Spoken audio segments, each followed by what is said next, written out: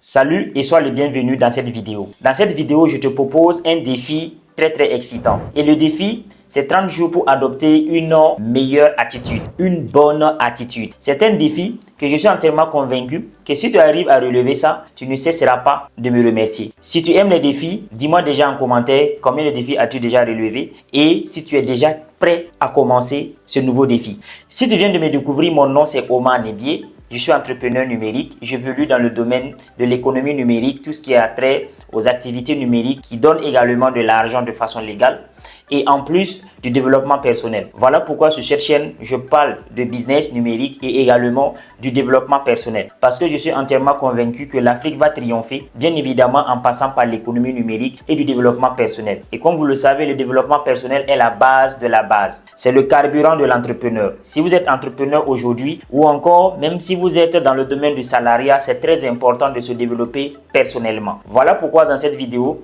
je te partage ce défi pour que si tu te donnes vraiment pour challenge de pouvoir adopter une meilleure attitude en espace de 30 jours, tu verras radicalement les choses évoluer dans ta vie. Est-ce que tu es prêt pour ce challenge? Tout d'abord, je t'explique. Pourquoi 30 jours? Les études ont démontré que l'être humain a la possibilité d'incarner un nouveau changement, c'est-à-dire une nouvelle habitude en espace de 21 jours ou encore 66 jours. Donc 30 jours est vraiment l'idéal d'adopter une nouvelle attitude. Maintenant, comment ça se passe? La première des choses, suivez-moi jusqu'à la fin pour pouvoir mieux comprendre le défi. Là, vous saurez comment vous allez pouvoir surmonter. Je suis vraiment très gentil parce que je vais vous montrer les étapes par lesquelles vous devez passer pour pouvoir bien jouer le challenge. La première des choses que vous devez faire, c'est quoi? C'est d'abord d'identifier l'habitude que vous voulez incarner. Quelle est l'habitude que vous voulez incarner? Quelle est la nouvelle habitude que vous voulez?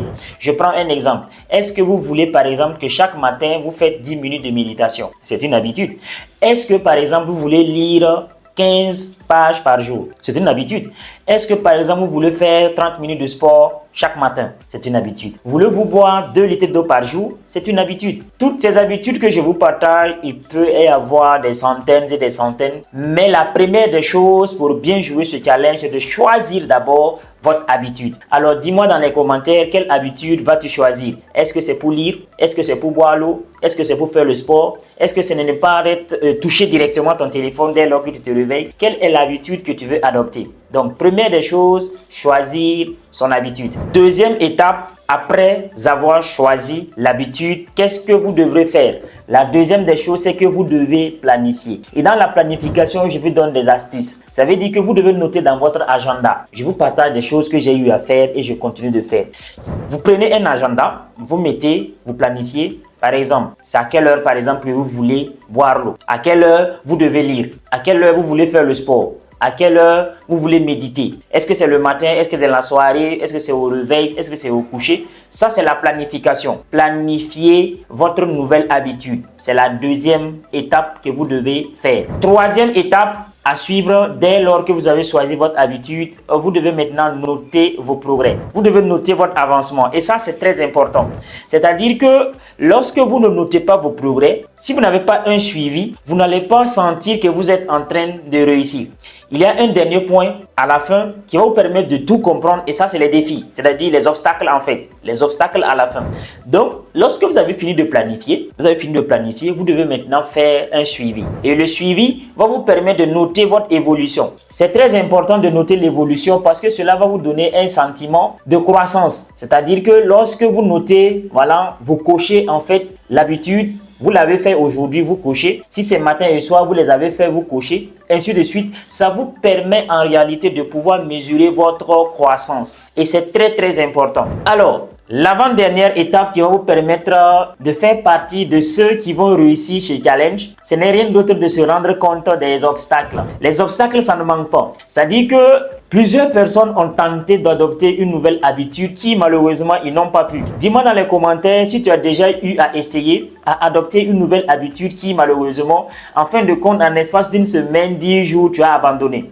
Non, dis-moi la vérité dans les commentaires. As-tu vraiment déjà essayé à adopter une nouvelle habitude que tu n'as pas pu le faire? Je serais ravi de savoir il s'agit de quelle habitude et est-ce que à la longue tu as pu le faire. Si tu n'as pas pu le faire, laisse-moi te donner le dernier secret. C'est-à-dire que lorsque vous avez un obstacle, c'est-à-dire le matin, vous devez faire 10 minutes de méditation et malheureusement, Ce matin, vous n'avez pas pu le faire. Si vous n'avez pas pu le faire, voici le secret. Ne vous culpabilisez pas.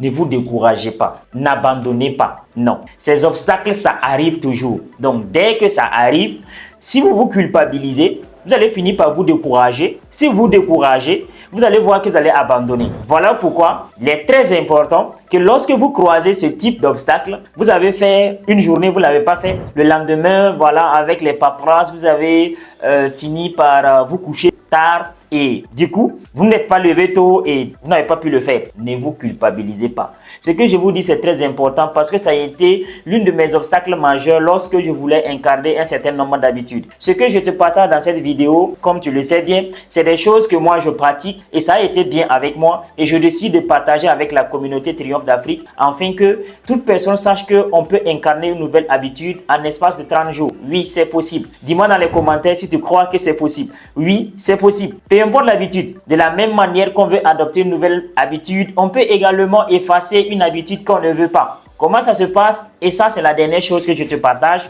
et on se retrouve à la prochaine vidéo. Pour le faire, il faut tout d'abord identifier quelle est l'habitude que tu ne veux pas. Quelle est l'habitude? Dis-moi dans les commentaires. Non, sois franc. Quelle est l'habitude que tu ne veux pas? Cette habitude, tu transformes tout simplement cette habitude à son opposé.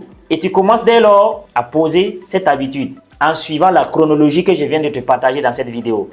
Alors, je m'arrête là pour ce défi. J'espère sincèrement que tu vas me noter tes progrès. Peut-être aux prochaines fois, je vais savoir si tu as pu le faire ou tu n'as pas pu le faire. En tout cas, partage également cette vidéo à quelqu'un que tu penses que la personne a besoin d'adopter une nouvelle habitude. Quant à moi, je te dis à très bientôt pour une nouvelle vidéo.